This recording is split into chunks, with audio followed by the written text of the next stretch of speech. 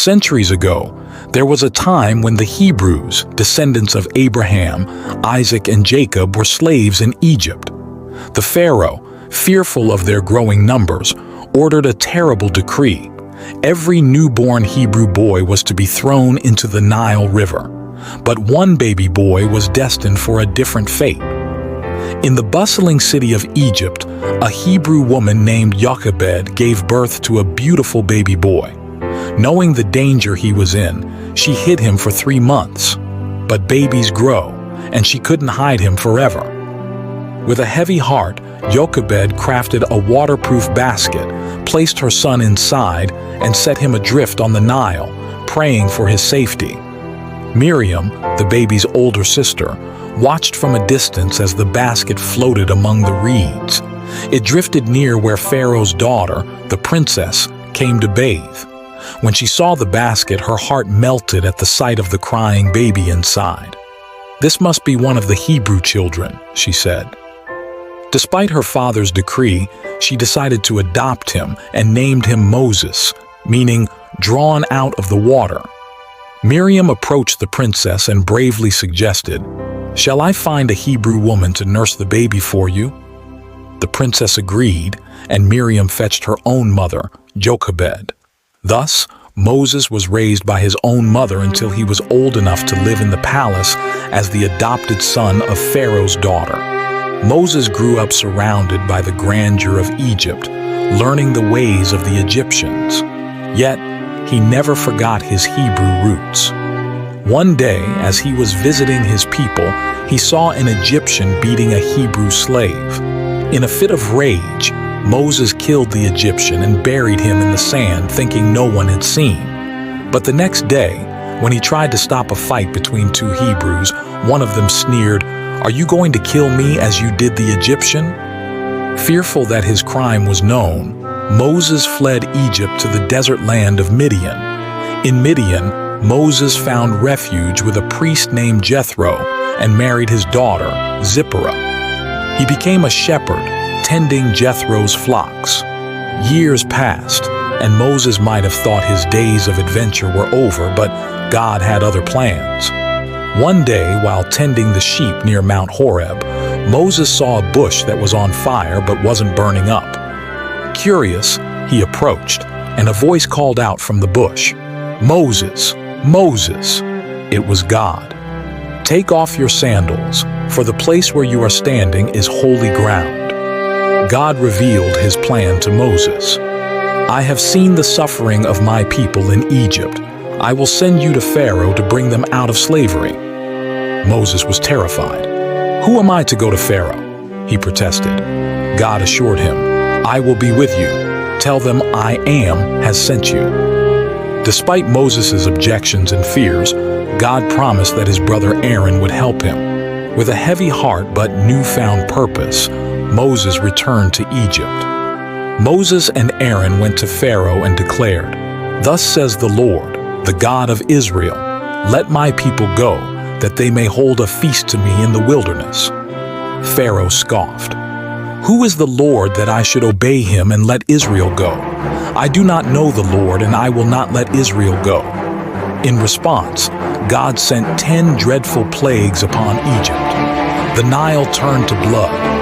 Frogs overran the land. Gnats and flies tormented the people. Livestock died. Boils erupted on their skin. Hail destroyed crops. Locusts devoured what was left. Darkness covered the land. And finally, the death of the firstborn struck every Egyptian household, including Pharaoh's own son. Before the final plague, God gave Moses specific instructions for the Hebrews.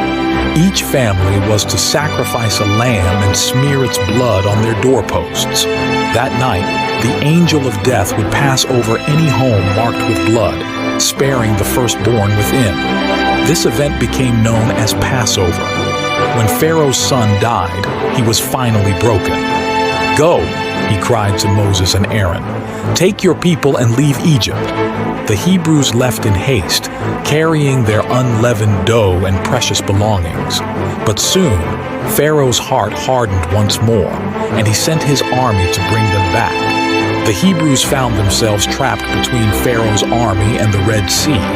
Fear and doubt crept into their hearts. Moses, however, trusted God's promise. He stretched out his staff over the sea, and God parted the waters, creating a dry path for the Israelites to cross.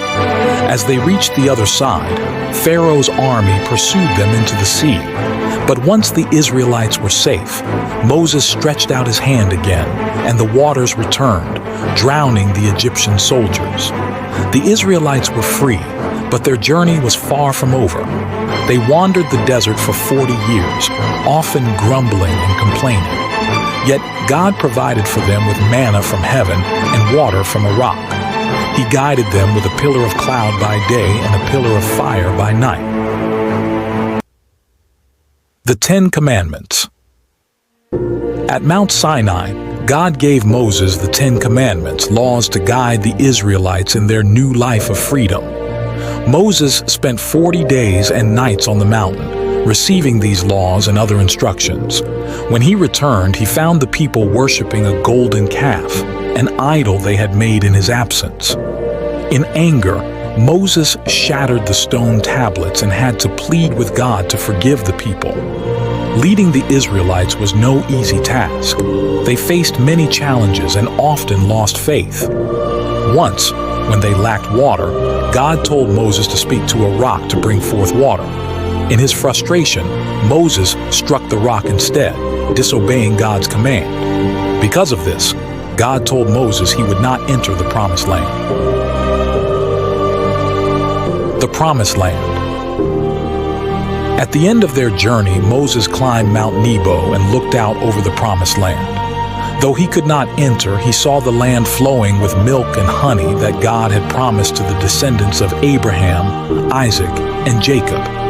Moses died at the age of 120, and God himself buried him in an unknown grave. His leadership and faith had transformed a nation of slaves into a people destined for greatness. Joshua, his faithful aide, took up the mantle of leadership. Guiding the Israelites into the Moses' story is one of faith, courage, and the power of God to transform the ordinary into the extraordinary.